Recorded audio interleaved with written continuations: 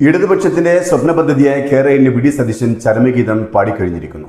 Silver ലൈനിനായി നാട്ടിയ മഞ്ഞക്കാലുകൾ പിഴുതെറിഞ്ഞിരിക്കുന്നു.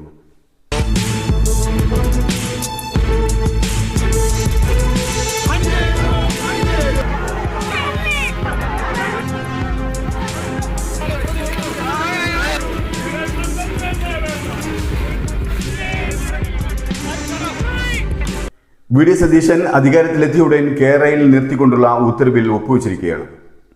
പ്രതിപക്ഷത്തിരിക്കുമ്പോൾ ശക്തമായി എതിർത്തൊരു പദ്ധതി അധികാരത്തിൽ കയറിയ ഉടൻ നിർത്തലാക്കിയത് അദ്ദേഹത്തിൻ്റെയും പാർട്ടിയുടെയും ഇച്ഛാശക്തി തന്നെയാണ്.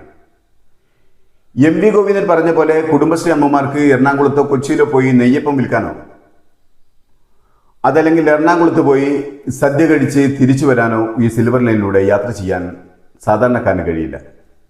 അതിന് കഴിയണമെങ്കിൽ അവർക്ക് സ്വർണത്തിൽ കെട്ടിയ പല്ലുണ്ടാവണം.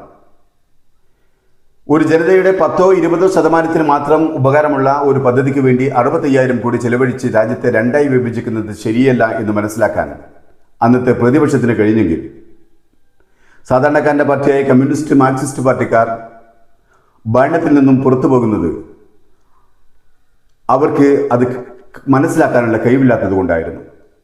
അതുകൊണ്ടാണ് സാധാരണക്കാരൻ്റെ പാർട്ടിയായ കമ്മ്യൂണിസ്റ്റ് മാർക്സിസ്റ്റ് പാർട്ടിക്കാർ ഭരണത്തിൽ നിന്നും പുറത്തു പോകുന്നത് തന്നെയാണ് നല്ലതെന്ന് തീരുമാനിച്ചത് കൊണ്ടുകൂടിയാണ് ഇടതുപക്ഷ ഗവൺമെൻറ് വളരെ ദയനീയമായി പരാജയപ്പെട്ടത്. വി ഡി സതീശന് കേരളയിൽ പദ്ധതി റദ്ദ് ചെയ്യാൻ കഴിഞ്ഞതും.